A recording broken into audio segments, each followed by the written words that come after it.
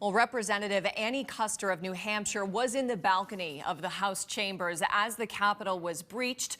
Representative Kuster joins me now. First of all, we want to thank you for being with us this morning. We are glad that you are safe and okay.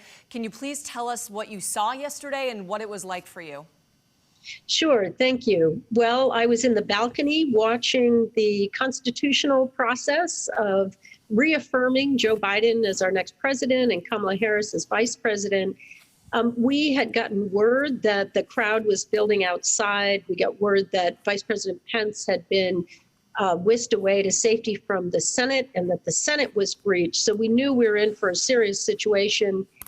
Then Speaker of the House, Nancy Pelosi, Mr. Hoyer and Mr. Clyburn, our leadership was whisked off the floor along with the Republican leader, Mr. McCarthy.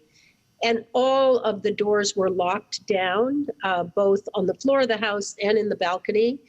We had Capitol Hill police with us, but clearly an inadequate force.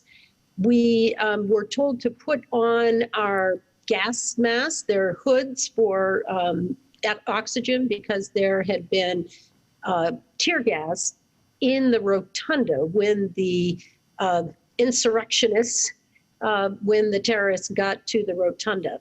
And then we heard pounding on the door of the House, and we knew that we had to evacuate. We had the gas masks on. We were scrambling to get to safety, hiding behind the balcony railing.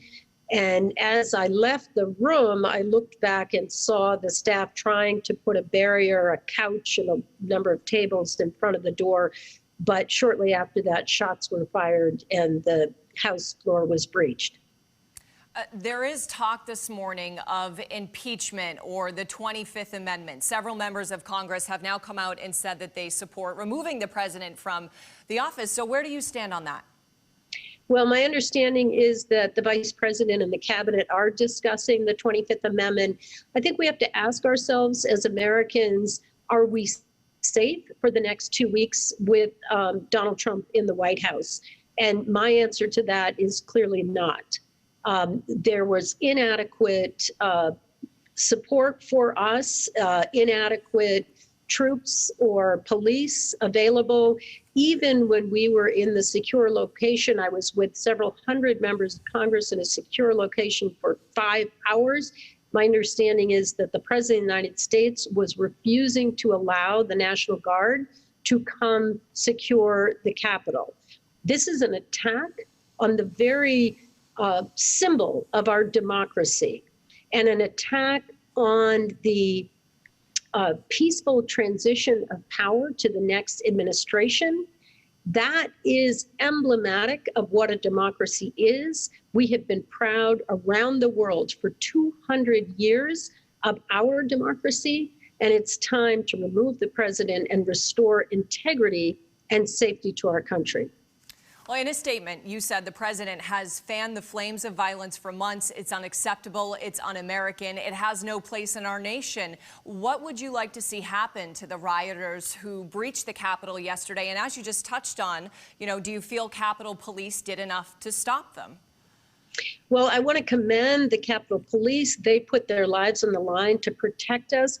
But the planning and the force was completely inadequate. If you've seen the photos of the force that met, for example, the Black Lives Matter protesters at the Capitol, full riot gear, hundreds of military, paramilitary, police, that's the type of force that should have been at the Capitol yesterday. Now, it's a balance with the First Amendment rights. Look, I was disappointed 4 years ago when Donald Trump was elected president, and it's not unusual for people to come to Washington with their grievances and to come to the Capitol to express their First Amendment rights. But these were terrorists, they were thugs, they're dangerous people, they should be in jail. Representative Kuster, again, we're glad you're okay, and thank you for being with us this morning and for your insight. Thank you very much, and it's so important. I just have to emphasize one thing. Democracy prevailed last night. We returned to the Capitol. We completed our constitutional duty. Joe Biden will be our president. Kamala Harris will be our vice president. I'm very proud of the work that we did last night. Representative Kuster, thank you.